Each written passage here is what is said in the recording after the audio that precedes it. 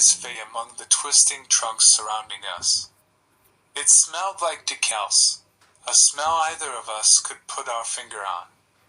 As if compelled by some unseen force, Lyle started moving towards a massive tree, its ancient roots snaking out of the ground like gnarled fingers clutching the earth.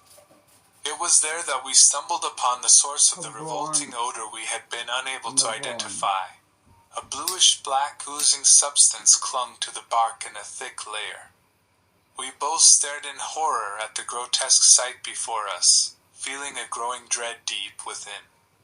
We exchanged a silent glance before hastily retreating from the area. Over the next couple of days, things only became more disconcerting and sinister. Objects went missing from our campsite, seemingly vanishing into thin air. While driving to different spots in the park, we couldn't shake the unnerving feeling of being constantly watched and followed.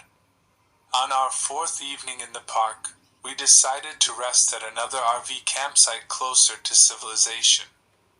No sooner had we parked and exited our vehicle when we finally got our first glimpse of what had been tormenting us.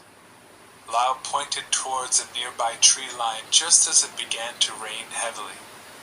Hidden among shadows cast by branches swaying wildly in gusts of wind, a figure emerged slowly, tall and thin, their skin pulled tight over their skeletal frame, yet their gender was unclear due to the muck-covered clothing they wore. Most horrifyingly, this stranger was wearing a crude mask with eye holes and a gaping hole where lips would usually be.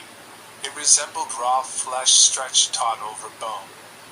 We stood frozen in place as this terrifying figure crept ever closer, limping grotesquely, eyes peering coldly behind rain-smeared glasses that didn't quite fit on their distorted face. Suddenly, they stopped mere feet away from us, an elongated, meat-cleaver-shaped machete clasped tightly in their gnarled hand. I'm not born.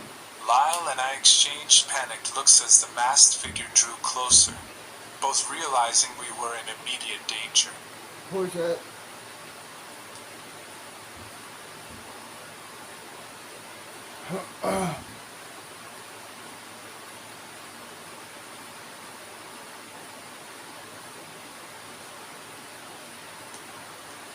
Oh, and yes, my mama and my sister stay at this place as well.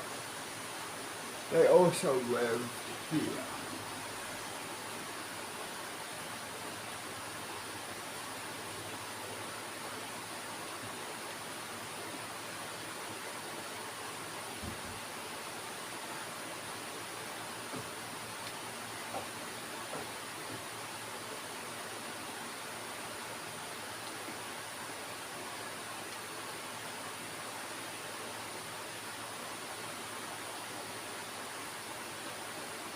Here we are.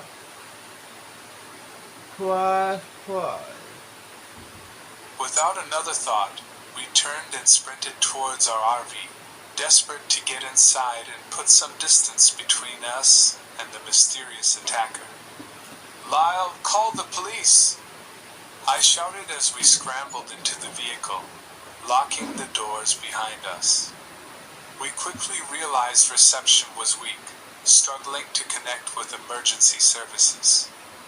Lyle managed to get through, providing our location while I backed up the RV to leave as